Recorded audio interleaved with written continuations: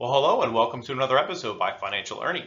On today's episode, we're going to be talking about some of the latest PR that Mullen has put out, and it's going to help us understand a little bit more of the forecast of their financials for the remainder of the calendar year. We're also going to look at the SEC filing for their 10Q to help us get a start of looking back on January 1st. So without further ado, let's get right into it. All right, this slide is going to deal with Mullen's latest 10Q. This is for the quarter ending December 31st. So first thing we're going to look at is going to be their cash and cash equivalents coming in at $81,512,000. Next, we're going to look at inventory. This is listed at $30,719,000 and prepaid expenses and prepaid inventories at $23,863,000.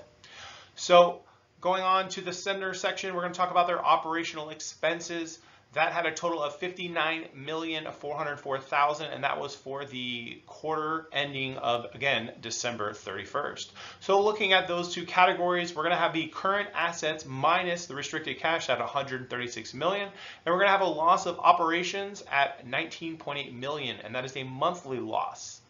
And also, the very last section here at the bottom, you're going to see a little snippet in terms of the GEM arbitration.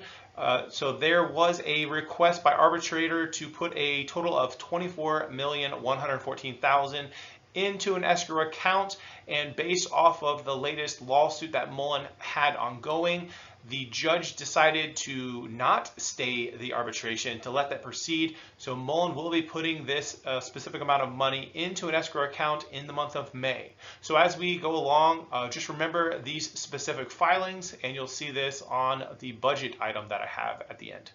All right, on this slide, we're going to talk a little bit about some of Mullen's PRs. The first PR is going to be about the FTZ application.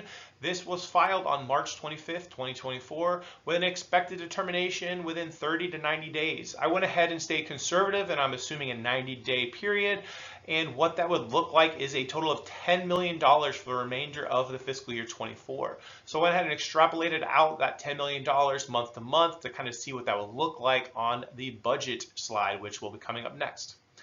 All right, the second PR actually has two different very good information, very good bullet points to talk about. The first one has to do with their cost reduction and consolidation efforts. So Mullen is looking from an operational cost savings standpoint to save $69 million over the course of the next 12 months when compared to last fiscal year. So I went ahead and extrapolated that as well to understand what the monthly savings was going to look like.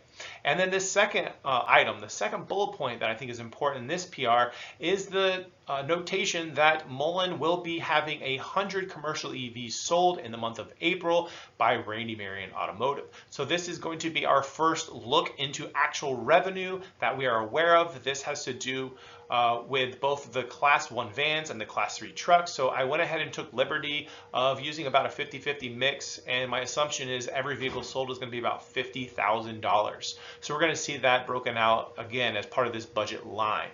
And the last thing I want to talk about, the last PR, has to do with something that was actually filed today, and this is a update on their milestone achievement of 500 commercial vehicles produced to date. So why that's important is because we know as of December 31st, Mullen had produced 241 vehicles. So now we understand for this specific quarter, we understand just about how many vehicles per month they're currently on track for producing.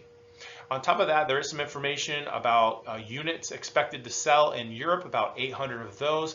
I didn't put that into my calculation because I'm not quite sure which months those would fall in, and then what kind of product that would be, if those would be direct sales based off of the campus vans, or if there would be some Class 1, Class 3s. So without further ado, let's go ahead and talk a little bit more about the forecast and budget on this next slide. All right, and this is the forecasted budget that I came up with based off of the SEC filing as well as some of Mullen's PRs. Let's go ahead and start in January. You can see I have free cash at $81.5 million. You can see operational losses at $19.8 million for a total of $61.7 million. In terms of vehicles produced, I have an average of 86 vehicles each month, and this is based off of what we know in April to be a total of 500 vehicles.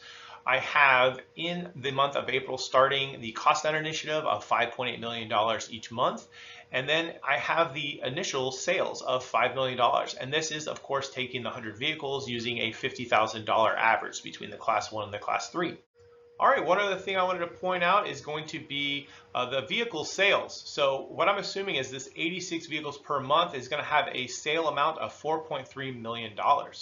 So I went ahead and added that into the calculation. If you look at the sales number in the month of May, I'm going to be taking $5 million off of the prepaid and inventory line item, as well as this $4.3 million in terms of vehicle sales. Now, one thing that you may be asking, what about the cost to produce these vehicles? That's still what I am considering part of that operational loss item at the top, which is that $19.8 million. So yes, some of the cost of goods sold would be getting shifted down. That would actually just reduce the amount of operational losses, because your general administration section of the budget would actually be getting, basically shifted down into the cost of goods sold. So just to keep it for simplicity's sake, I went ahead and kept that item as all just part of the operational losses.